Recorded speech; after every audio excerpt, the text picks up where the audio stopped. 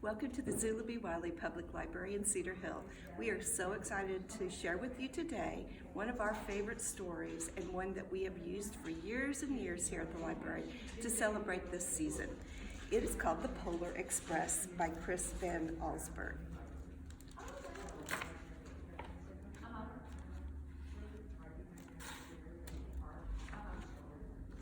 The Polar Express. On Christmas Eve, many years ago, I lay quietly in my bed. I did not rustle the sheets. I breathed slowly and silently. I was listening for a sound a friend had told me I'd never hear, the ringing bells of Santa's sleigh. There is no Santa, my friend had insisted, but I knew he was wrong. Late that night, I did hear sounds, though not of ringing bells. From outside came the sounds of hissing steam and squeaking metal.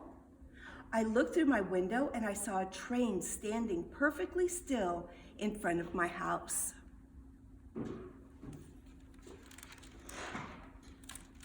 It was wrapped in an apron of steam. Snowflakes fell lightly around it. A conductor stood at the open door of one of the cars. He took a large pocket watch from his vest, then looked up at my window. I put on my slippers and robe. I tiptoed downstairs and out the door. "All aboard!" the conductor cried out. I ran up to him. "Well," he said, "are you coming?" "Where?" I asked. "Why, to the North Pole, of course," was his answer. "This is the Polar Express." I took his outstretched hand and he pulled me all aboard.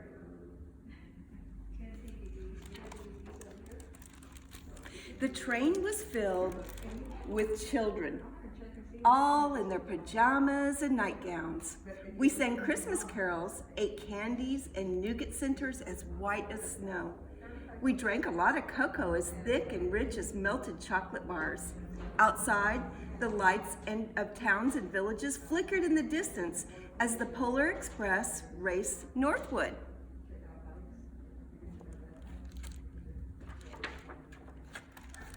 Soon there were no more lights to be seen. We traveled through cold, dark forests where lean wolves roamed and white-tailed rabbits hid from the train as it thundered through the quiet wilderness.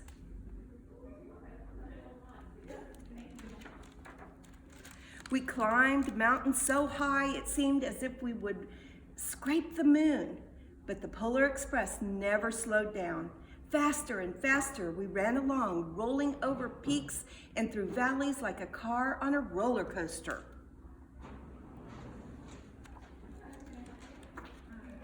The mountains turned into hills, the hills to snow-covered plains. We covered a barren desert of ice, the Great Polar Ice Cap. Lights appeared in the distance. They looked like the lights of a strange ocean liner sailing on a frozen sea. "There," said the conductor, "is the North Pole."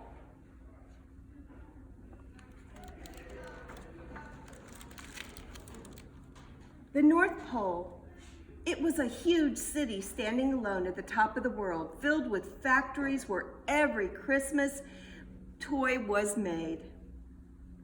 At first we saw no elves. "They are gathering at the center of the city," the conductor told us. "That is where Santa will give the first gift of Christmas." "Who receives the first gift?" we all asked. The conductor answered, "We will choose one of you."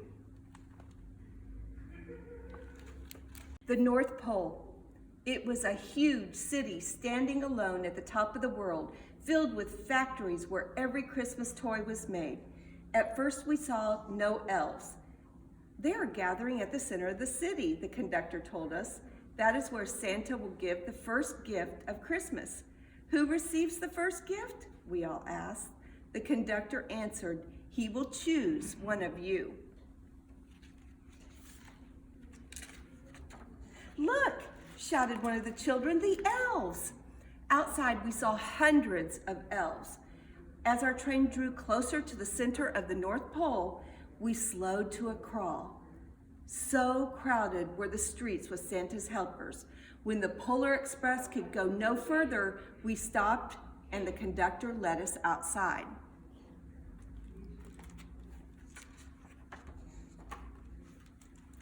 We paused through the crowd to the edge of a large open circle.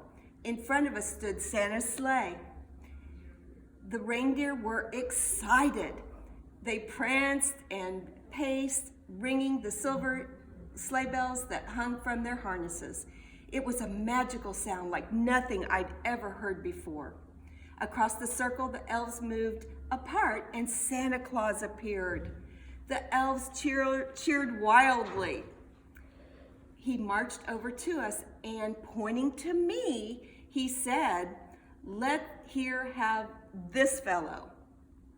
He jumped into the sleigh. The conductor handed me up.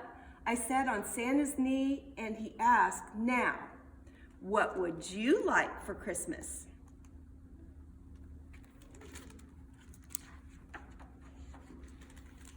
I knew I could have any gift I could imagine.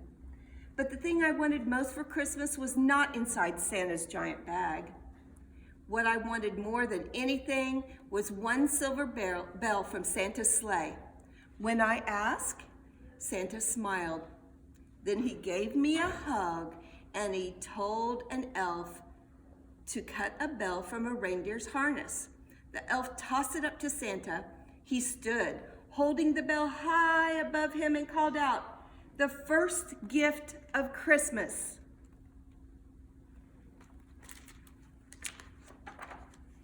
A clock struck midnight as the elves roared their approval. Santa handed the bell to me and I put it in my bathrobe pocket. The conductor helped me down from the sleigh. Santa shouted out the reindeers' names and cracked his whip. The team charged forward and climbed into the air. Santa circled once above us, then disappeared in the cold, dark, polar sky.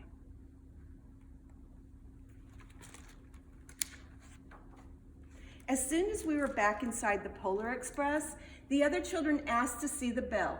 I reached into my pocket, but the only thing I felt was a hole. I had lost the silver bell from Santa's sleigh. "Let's hurry outside and look for it," one of the children said, but the train gave a sudden lurch and started moving. We were on our way home.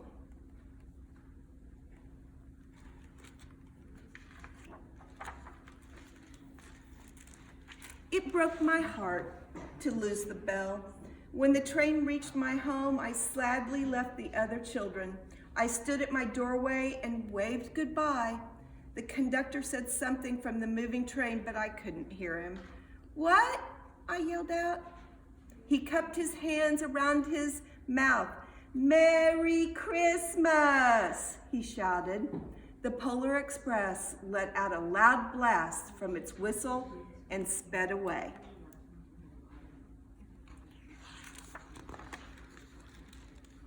Our Christmas morning, my little sister Sarah and I opened our presents. When it looked as if everything had been unwrapped, Sarah found one last small box behind the tree. It had my name on it. Inside was the silver bell. There was a note. "Found this on the seat of my sleigh. Fix that hole in your pocket. Signed, Mr. C."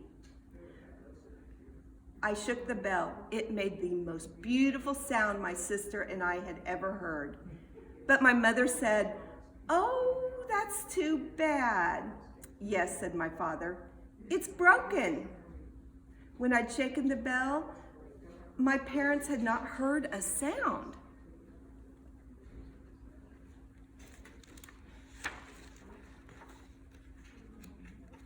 At one time, most of my friends could hear the bell, but as years passed, it fell silent for all of them. Even Sarah found the Christmas that she could no longer hear its sweet sound. Though I've grown old, The bell still rings for me as it does for all who truly believe. I hope you all have a very Merry Christmas, and we're going to have a wonderful New Year. Thank you for joining us today, and have a wonderful holiday season.